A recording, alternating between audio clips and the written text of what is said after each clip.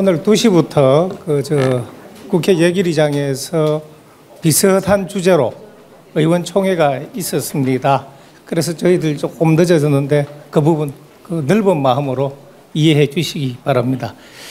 이 선거 때마다 가짜 뉴스로 공작이 있었다라고 하는데 아마 이제 특히 젊은 기자들은 자기들이 이렇게 보고 겪은 것만 기억할 거고, 우리 여기 김인규 우리 사장님 같은 우리 원로 언론인 분들은 옛날 것부터 이제 기억나실 거고, 그런데 제가 크게 해서 이제 기억나는 것부터 이야기하면은 2002년 16대 대통령 선거 때 김대엽 병풍 조작, 그리고 그때 이제 이야기하면은 오마이뉴스와 일요 시사 보도로 시작이 됐고, MBC 등 이른바 말하는 레거시 미디어가 100개가 넘는 뉴스를 쏟아내면서 이 문제가 커지기 시작을 합니다.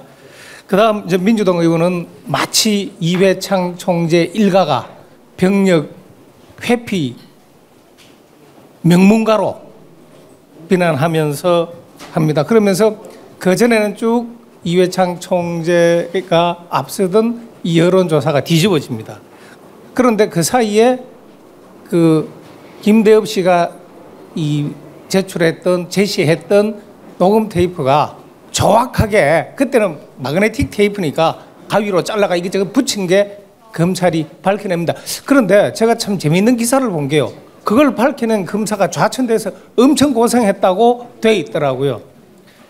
그리고 그 선거 결과는 선거 전에 밝혀졌지만 다시 회복하지 못하고 선거는 끝이 나고 나중에 김대엽 씨만 사기 혐의로 처벌받습니다. 그런데 그때 보면은 기양건설 20만 불 수수 사건 등 그때 허위사실 유포로 명예훼손 혐의를 당했던 지금 민주당 의원은 징역 1년에 집행유예 3년을 받았고, 그 다음에 공천을 못 받고 정치를 쉬었다가 그 공로를 인정받아서 이제 나중에 공천 받아서 복귀를 해서 지금도 의정 활동 잘하고 있습니다. 이게 과연 올바른 사회냐? 응? 그 다음에 그러다 보니까 우리 국회의장을 지냈던 박관용 당시 의원은 DJ 정부 청와대가 배후다라는 주장을 하기도 했었습니다. 17대 대선 2007년에는 기억도 생생하시겠지만은 BBK 주가 조작설 공세가 있었습니다. 다른 걸로 나중에 이 법에 있었지만 주가 조작과는 전혀 무관했었죠. 그 다음 19대 때는 드루킹 댓글 조작 사건인데, 그때는 이 안철수, 홍준표, 문재인 이 세 후보였는데, 그때는 드루킹 댓글 작전의 타겟은 안철수 후보였습니다. 지금 우리 당의 국회의원으로 있지만. 그리고 김경수 전 경남지사가 관련해서 징역 2년을 받고 이 경남지사직에서 물러나고 정치적으로 이 금지되어 있는 그런 상황이지만, 그 외에는 선거 결과에 대해서는 아무런 지적이 없습니다.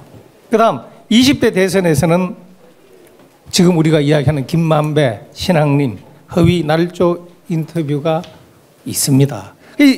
그리고 이것만 있느냐? 아니죠.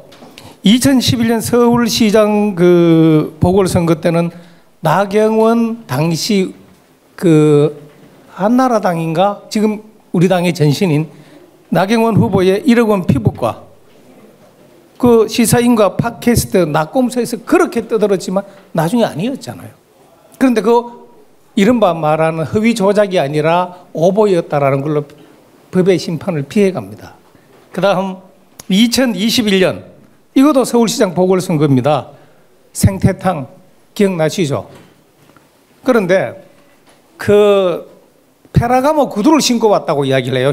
그런데 십몇 년 전에 온 손님이 하얀 바지 입고 구두 신은 걸 어떻게 기억하는지 모르겠습니다만은 페라가모 구두 신고 왔더라 그랬는데 사진에 보니까 비슷해요. 그런데 알고 보니 구두라는 게 이 구두 저 구두 상표별로 큰 차이가 없는데 그게 국내 회사의 이 디자인을 흉내낸 구두로 밝혀집니다. 그런데 그것도 유야무야 없던 걸로 넘어갑니다. 이 가짜 뉴스를 해서 성공하면 남고 실패하면 본전인 이 관행이 이른바 가짜 뉴스로 선거 공작을 하는 유혹을 끊어내지 못하고 있는 겁니다. 그래서 엄정하게 다시 말해서 이 선거 공작을 위한 가짜 뉴스 하다가 패가 망신하는 그런 일이 있어야 이런 일이 없을 거다라고 생각을 합니다. 그런데 저희들이 이 이야기 하니까요, 이것만 변명하고 가겠습니다. 야, 21년 저 국회 미디어 특위에서 징벌적 배상제도 도입하려 할 때 너희들이 반대했잖아. 여당 되니 태도도 돌변하네?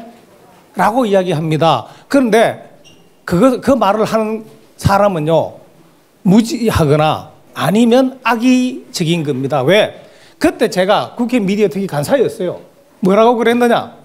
징벌적 배상제도 도입을 반대하는 것이 아니라 징벌적 배상제도를 언론 등 극히 소수 분야에 적용하는데 그 언론에게 적용하는 그걸 반대한다. 아니, 언론이 어디 뭐 흉악범 집단이에요?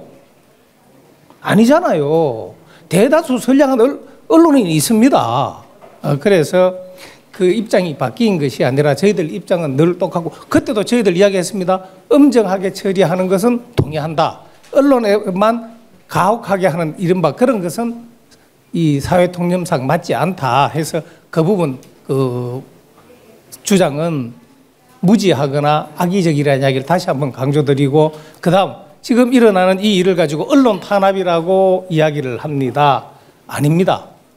나쁜 짓을 다시는 반복되지 않도록 제도를 만들자는 것과 나쁜 짓을 해서 이익을 보자는 사람을 엄하게 다루자는 거지, 대다수 선량한 기자와 언론인들이 도매금으로 기레기 소리 듣고 마치 어디 가서 수억 원대의 금품을 받는 그런 식으로 매도되는 것을 막고 올바른 정당한 이 대우를 받도록 하는 언론을, 오히려 언론인을 보호하자는 취지다라는 말씀 드리고요.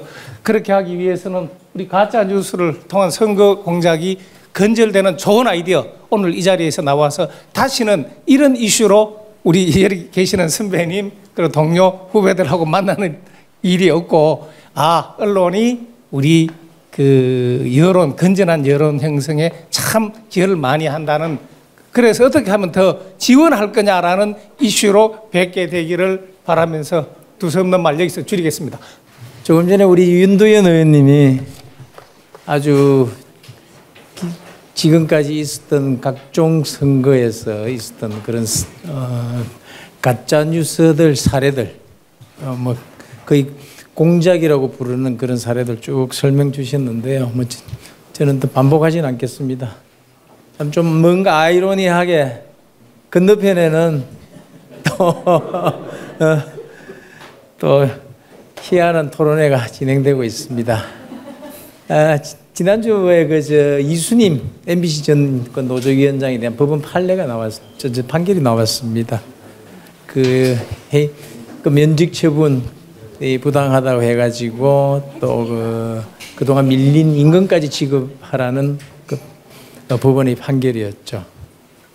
그 당시에 그와 함께 그 당시에 MBC에서 그 신입사원 채용시험 때 냈던 그 문제들에 대한 그 부당함을 또 알리는 판결도 있었고요. 지난 5년 문재인 정권 5년 시절을 방송 정상화라고 그 사람들을 얘기를 합니다. 그러나 그것을 방송 정상화라고 얘기를 우리는 할 수 없는 것이죠.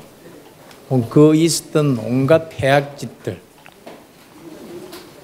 그 MBC 하나만 하더라도 무려 88명이 창고로 쫓겨갔습니다. 정치 파업에 참여하지 않는다는 이유로 19명이 해고되었죠. 4명이 암에 걸렸습니다. 많은 그들의 동참하지 않는 그런 순수한 기자들은 스트레스와 그런 정신과 치료를 받기도 하는 그런 핍박의 계절이 있었습니다. 특정 세력, 민노총 언론 내저 특정 세력에 의한 그런 방송, 그런 언론이 자행하면서 방송 정상화라는 이름으로 5년 동안 이 나라의 언론을 좌지우지하면서 우리나라 국민들의 여론을 왜곡시켰습니다. 그것을 이제 바로잡고자 하는 게 오늘 그 토론회의 또 다른 주제이고, 그걸 통해서 다시는 이런 가짜 뉴스를 통해서 대선에서 민주주의 꽃이라는 이 선거의 결과를 왜곡하고, 저는 이런 왜곡 과정, 이런 공작을 대통령 바꾸치기 공작이라고 저는 칭했습니다. 허위 인터뷰를 통해서 가짜 조작된 뉴스를 생산하고 그것을 유포하고 확산하는 그 3단계 과정, 거기에는 치밀하게 조작된 뉴스를 만들고 그 퍼뜨리는 톱니바퀴처럼 돌아가는 이런 거기 때문에 그걸 공작이라고 얘기하는 것이죠. 그것이 왜 가능하느냐? 다들 잘 알고 계실 겁니다. 아니면 말고식 폭로가 그동안 우리 사회를 많이 지배했기 때문에 그런 것입니다. 아니면 말고가 되면 안 되겠죠, 이제는. 아니면 책임져야 합니다. 아니면 패가 망신하고, 아니면은 쪽박을 차도록 강한 책임을 묻는 그러므로 통해서 그런 뉴스에 대한, 보도에 대한 공정과 책임을 강화하는 그런 제도로 필요하는 게 오늘 아마 토론회의 주제인 것 같습니다. 오늘 토론에 참석하신 분들 제가 잔뜩 적어 왔는데 오늘 사회자가 대신 인사를 했기 때문에 저는 그 인사한 걸로 대신하도록 하겠습니다. 예.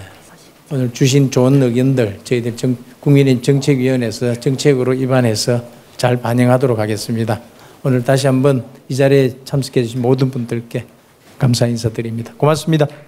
대한민국 민주주의의 근간을 뒤흔드는 가짜뉴스의 만행이 날로 심해지고 있습니다. 더 이상 가짜뉴스가 대한민국의 민주주의 영역에 마술을 뻗치지 못하도록 강력한 대책이 필요하다는데 모두 공감하고 계실 겁니다. 긴급하게 개최된 오늘 토론회는 가짜뉴스를 이용한 선거 공작이 다시는 일어나지 않도록 여기 모이신 여러분들의 해안을 얻고자 하는 자리입니다. 시의적절한 이런 자리를 마련해 주신 국민의힘 미디어정책조정특위 윤두현 위원장님과 국민의힘 가짜뉴스 괴담 방지특위 김장겸 위원장님, 그리고 함께해 주신 모든 분들께 감사드립니다. 선거는 민주주의 국가의 평화로운 정권 교체의 수단이자 민주주의 꽃이라고 불립니다. 하지만 최근 대한민국에서 자행된 대선 공작 게이트는 우리 국민이 더 이상 선거 결과를 믿지 못하고 민주주의의 기반을 무너뜨릴 수 있는 위기를 만들고 있습니다.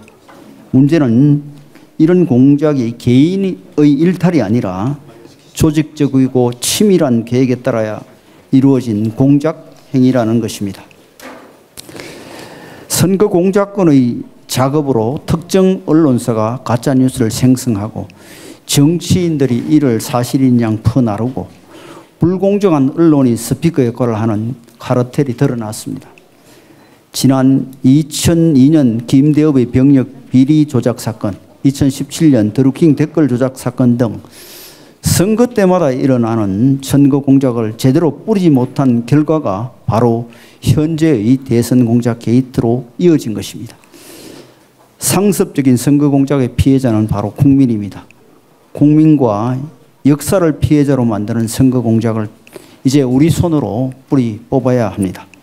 가짜뉴스로 선거 결과까지 조작하려는 민주주의 파괴 세력이 다시는 우리 사회에 발붙이지 못하게 철저하게 책임을 물어야 합니다. 우리 당은 방금 대선 공작 게이트 규탄 대회를 통해 대한민국의 선거 공작이 다시 일어나지 않게 하겠다는 약속을 국민께 드렸습니다. 오늘 이 자리에서 선거 공작 예방책과 함께 민주주의를 지키는 다양한 방안을 심도 있게 논의해 주시기를 기대합니다. 다시 한번 오늘 토론회 개최를 의미 있게 생각하며 참석하신 모든 분들께 감사의 말씀을 드립니다. 감사합니다.